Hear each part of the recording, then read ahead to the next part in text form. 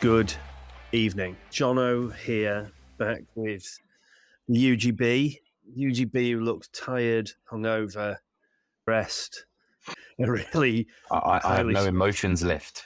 a highly stressful game of rugby last evening that we will obviously come on to. Just before we do that, obviously it was Simon and Eugene last night who recorded after the cricket and before the rugby. So I just feel like I want my two penneth a little bit. I've been thinking about this today, Huge. England is all looking a little bit 2015 again, isn't it? Yeah, it's exactly what Simon said. So you two must not have spoken or have spoken. Yeah, no, we haven't, and I haven't actually listened to last night's in full yet, so I only caught the first couple of minutes of it. But it's almost like it's so poor. There seems to be no plan, like a group of players that have almost kind of forgotten their identity of what England cricket has come to be about, both in red ball and white ball, since 2015. And it looks like they've regressed into this timid, or maybe not even timid. Maybe they are trying to be aggressive, but they're just, I mean, I know we don't want too many sorry Tims, but it was, I know the episode last night was called The Shambles. I mean, there's no better word for it, is there? It's quite frankly embarrassing. Yeah. So it's interesting because I think there's been so much change at short notice, like, the dropping of Roy, bringing in new players. Is Arch fit? Is he not fit? The selection yesterday with 3 changes. It's just the decision to bowl in 50-degree heat and absolutely, burn. Just everything about the team seems to be going against them, or, the leadership decisions. I mean, is Butler the right captain? Is Mott the right coach? There's so many questions. And, I'll ask you before we move on to today's game. I'll ask the same question that I asked Simon is, do you think England have the ability now still to qualify for the semis, or do you think that's them now done? No, I don't. I don't think they'll beat Australia. They certainly won't beat India. Obviously, Reece Topley's now confirmed to be out of the tournament. Yeah, he's been the only bowler who's looked anything like capable of bowling in the conditions that they've been presented with. Yeah, it's an absolute disaster. But this is the most dangerous England then, because in England that nobody backs like they did in 2019 when they had to go on that 5-game run.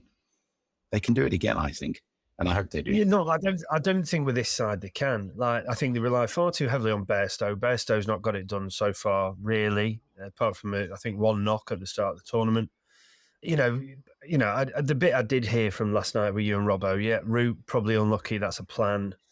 David strangled down the leg side, but I mean, Stokes probably unlucky to be caught in Rabada's follow through. But I kind of think that the results so far have been deserving of the way that England have gone about their cricket. So, we now know that Archer cannot play in the tournament, because he's not going to be fit enough. Now what do? We go back he's been issued an ECB contract. Did you notice that?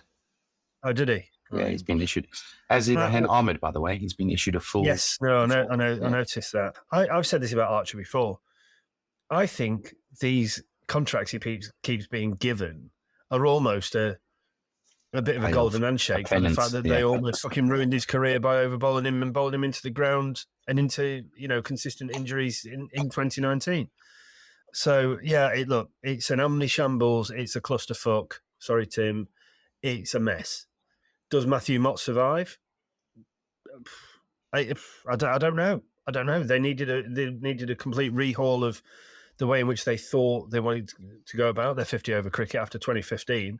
Obviously, Morgan retained the captaincy, but there was a massive overhaul, wasn't there, in the way in which they went about their cricket. Yeah. Where do we go from here? I really don't know. I know you say that we're backs to the wall are dangerous, but I just think this squad of players is completely incapable of defending or even looking like they could defend the World Cup in Indian conditions. So, But sorry, I know we're not here to talk about that today. That was yesterday's podcast, but I did just want to have my kind of little say on it. We must go on to a much better game of sport between our two glorious nations. England obviously came out on the wrong side of it, but I was a proud Englishman of that rugby team and that performance that they put in last night. Obviously, the Box coming back to win 16-15, but you must have been panicking for a while. I at 60 minutes thought we'd lost the game. England's game plan just phenomenal. The way that the English played were just phenomenal. They just outthought us. I think it's almost like South Africa arrived thinking that it was going to be a procession and that we were going to win the game because of the hype. And my goodness me, did England come back and fight? And I think the big change for the South African team was their bench. When they brought on Ox and RG Snyman and Faf and Pollard, who replaces their fly off at 30 minutes, So, I mean, just a very lucky performance, I'd like to say. But, I mean, the way we played and the way New Zealand played on Friday, I don't think South Africa have much of a chance. Not making excuses already, but feels like they've played 2 finals, one against France and one against England already. But, I mean, the mental fortitude shown by that group in order to mount that comeback with England playing so well. I mean, that absolute mountain, getting over the line to score that try late in the game. I thought the kicking of the name escapes me. Pollard, is it? Yeah. Phenomenal. Just didn't look like he was going to miss, including that 46-metre penalty to go on and win the game. Brilliant, But very, very proud of the lads who pulled on an England jersey last night when we were given absolutely zero chance of getting anything like a result out of that game. So, although we lost, I think they can be proud of themselves. Well, it gives England cricket team hope then, right? Because nobody's giving them hope right now to qualify for the semis. So come on, let's see if they can do anything. I reckon my Super Brew might reflect my thoughts on the England cricket team. I might back the Netherlands against them whenever we're there. Brilliant. But on to today, India versus New Zealand, like the two absolute heavyweights of the tournament so far went up against each other head to head. And actually, what turned out to be a decent game. I think India won with 2 overs left. A lower scoring affair than we probably would have expected. They went off a fog for a while, which was odd. Yeah. But India really do look the real deal, don't they? They do. It was interesting watching the New Zealand batting. Obviously, Conway getting up early, Young going out relatively early, and then Ratchin and Mitchell, putting on that decent partnership. I will say, even though Mitchell scored 130, he could be perceived, if you've been really super physical, he lost them the game by taking as many balls as he did to get to 100. And then, it was a strange old, decision. But I get it. When you look at how the tail folded like a deck of cards, credit where credit's due. Shami's come in off Pandya and, taken a fifer. So, I did say this to, I think it was Simon, when we spoke about Hardik being injured and how who's going to come in. And I said, I would be picking Shami anyway. I'm not picking Hardik for his batting in any way. And, it was us. It was the two of us on Friday. Yeah. But clinical bowling performance. And then obviously the Indian batting performance. I don't know if you watch much of it. Saw bits of it. Really glad to see Kohli not get his 100 after I vehemently disagreed with him farming the strike to get to 100. Mate, he was doing it again. I was watching it towards the end. Yeah, I know he was. Yeah. And it's, I just, respect the game. As I said the other night, it's come back to bite him in the bollocks. What did he end up on? 96, I think, or 94? 95, 104. No, 95 was it? Somewhere in between the two options I just gave. Yeah. But I did hear I heard people, I think it was a Kiwi commentator as well, talking about, it might have been Simon Dool actually, talking about Mitchell's innings, 130 off 127. Now, I mean, I tell you what, I am incredibly impressed by Ravindra because he looked like an average batter. When we had the four game series here at the end of the summer, looked organised enough, but never looked like he was going to come in and score 75 today. He got 120 odd not out against us. And it seems like he's found himself at number 3 and he's done incredibly well. Yeah. Kane who? He's an afterthought. Well, yeah. Well, I mean, they put on obviously a phenomenal partnership, but after that, Latham 5, Phillips 23 of 26, which is unusual for him not to get going.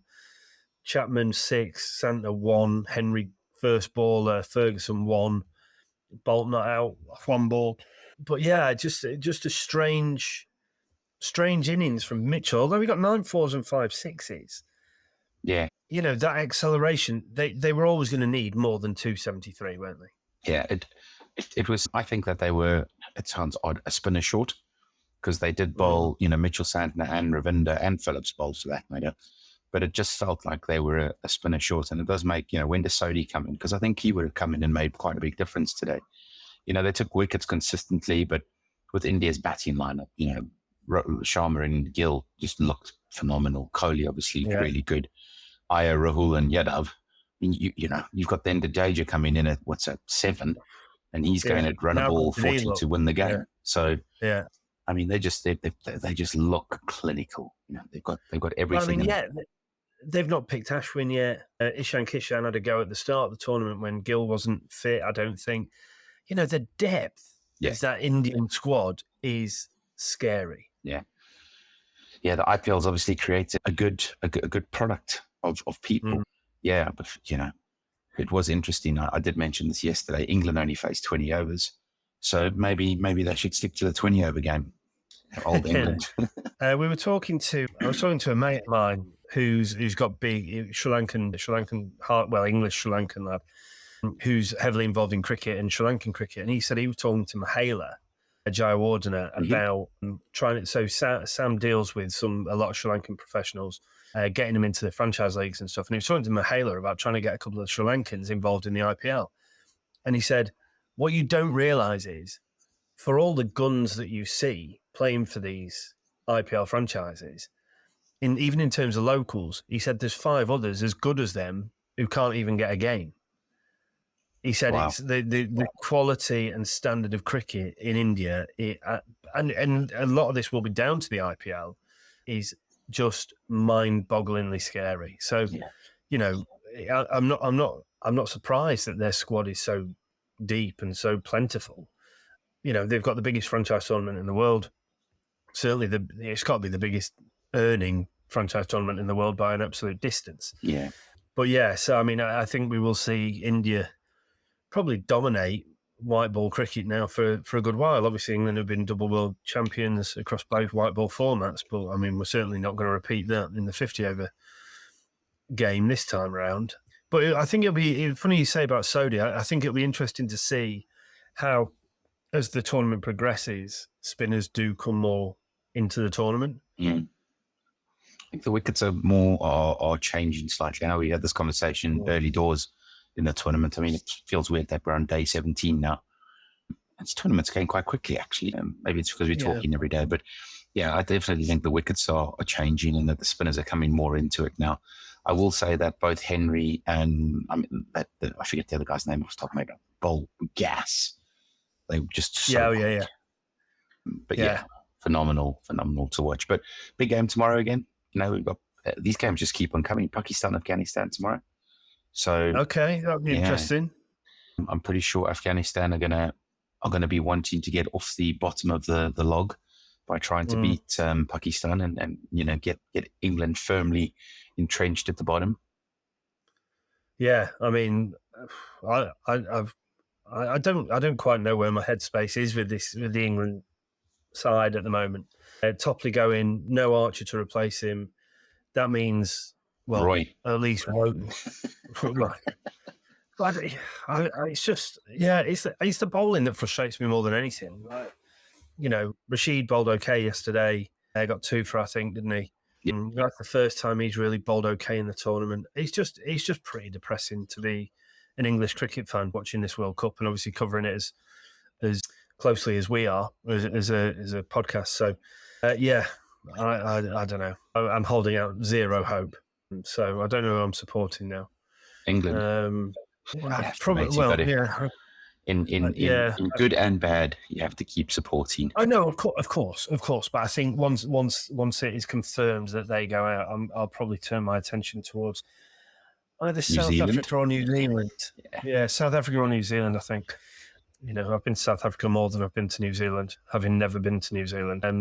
So it'll be one of those two that I would start backing from there, I think. But Afghanistan, Pakistan tomorrow. We shall see how that plays out. I think when the Asian sides come up against each other, it's always a bit of fire in those games and hopefully a bit of some fireworks as well. So, we shall see what that brings. But enjoy the hangover, Huge. I see you drinking hydration tablets with water again this evening. I hope hope the head's not too sore, and we'll catch up tomorrow, pal. Will do. Speak to you soon. Cheers, mate. Bye. Cheers, pal.